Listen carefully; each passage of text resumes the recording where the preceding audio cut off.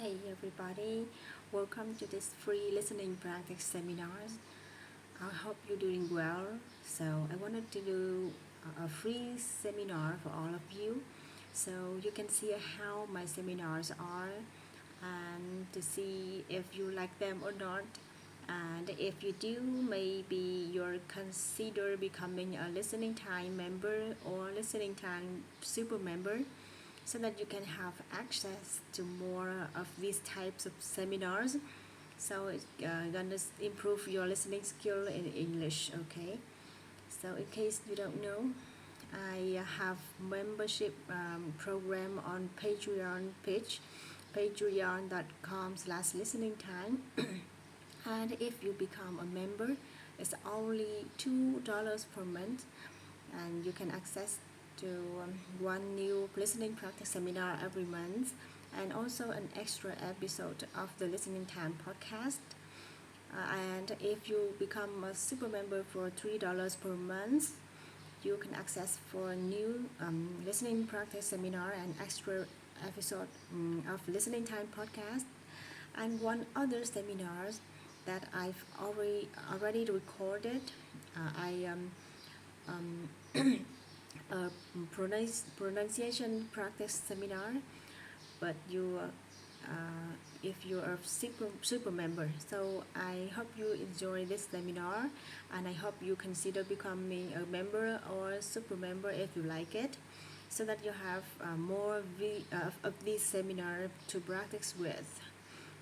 Let's jump right in. So every seminar, we always want to focus on the four essential elements of English listening comprehension.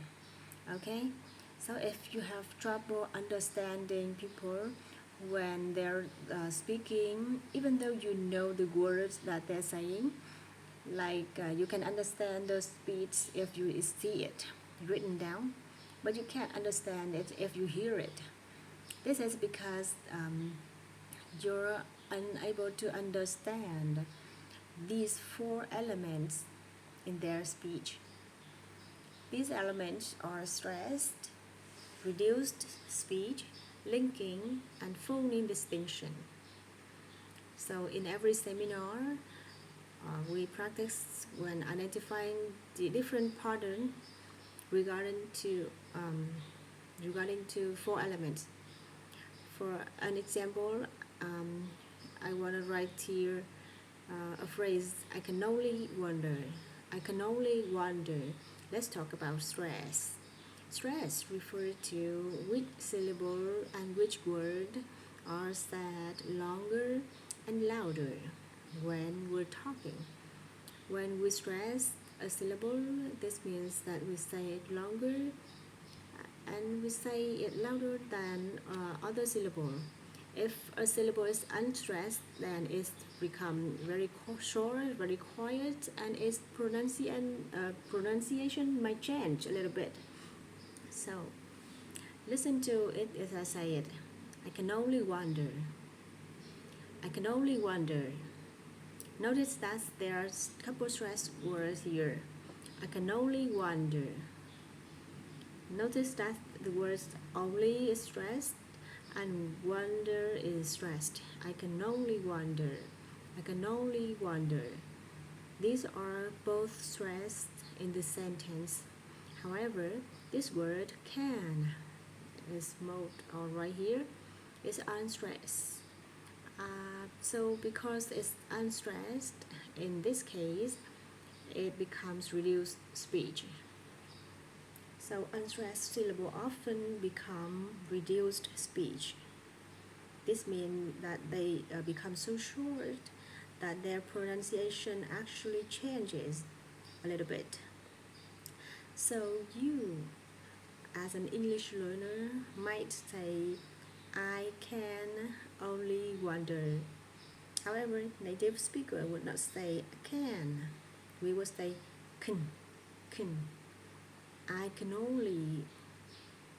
Notice that it's not stressed. We don't say I can only. So this word becomes reduced and a kind of sound I can only wonder. So you're expecting to hear can. You're not gonna understand this phrase because that's not how native speakers say this the word is reduced. So let's look at linking. Linking is what happens when a word and with a consonant sound and the next word starts with a vowel sound. So what happens? See an example right here. We had a word that ends with a consonant sound, that and the next word starts with the vowel sound own. So what we see here, the final consonant goes to the beginning of the next word, and then the front in the front of next vowel. So we say Aikinoli. Aikinoli. We connect this N to the next vowel. So that is Aikinoli. Aikinoli. So this happens in English almost every time that we have a final consonant and the beginning of vowel. So you might have a trouble understanding two words if they are linked together. Lastly, let's look at phoneme distinction. Phoneme just means sound. So sometimes you may misunderstand a native speaker because you're expecting a different sound, because you don't actually know which sound is in that word. You are mistaken when it's come to the sound. So this is an example, wonder. Most of my students would say that wonder. However, we have another word in English that sounds like that, wonder. It's completely a different word. So, but the other problem is that when you're listening, you might expect us to say wonder. And when we say wonder, this might be confusing because you're expecting a different phoneme. You expecting R, but in case wonder, an O becomes an sound. So we just saw an example of these there four central elements. So now we take a look at a paragraph today.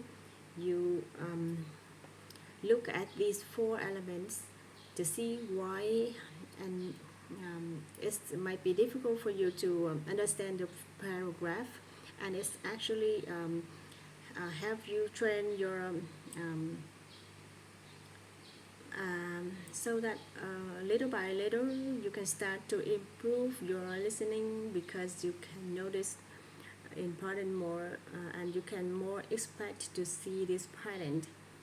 So before I show you the target paragraph, I'm just gonna read it out loud. I haven't written out on my phone here, so it's I can read it so you can hear it.